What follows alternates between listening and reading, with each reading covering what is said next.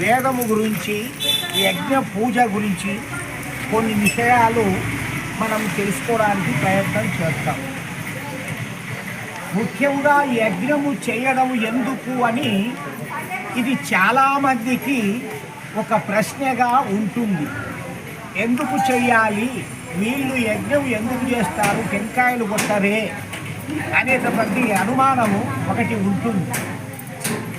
కాబట్టి అనుమానం తీరాలంటే మనకు సృష్టికర్త చెప్పినటువంటి ఉపదేశమును వినాలి. మానవులు చెప్పిన ఉపదేశమును వినవద్దు. అవి మనల్ని తప్పుడు దోవ పట్టిస్తాయి. వేదములు ఋగ్వేదము, యజుర్వేదము, సామవేదము, అధర్వవేదము అనేటటువంటి వేదాల్లో చెప్పిన విషయాలే మానవ జన్మలకు ప్రాముఖ్యత.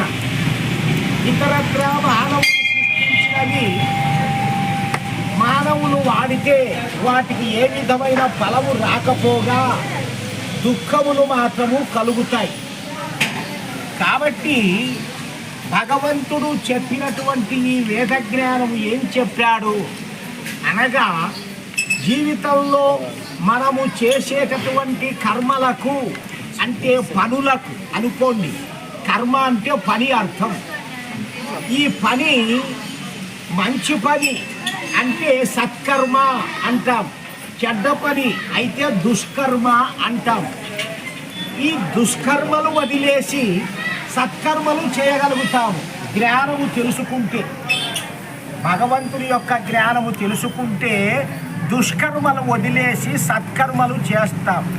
అది తెలియకపోతే ఎక్కువ భాగము దుష్టకర్మలే చేస్తాం. వాటి వలన మనకు సంప్రాప్తమవుతుంది. ఆ పాపముల వలన మానవత్వము కోల్పోయి పశుత్వము జన్మలు మనకు వస్తాయి.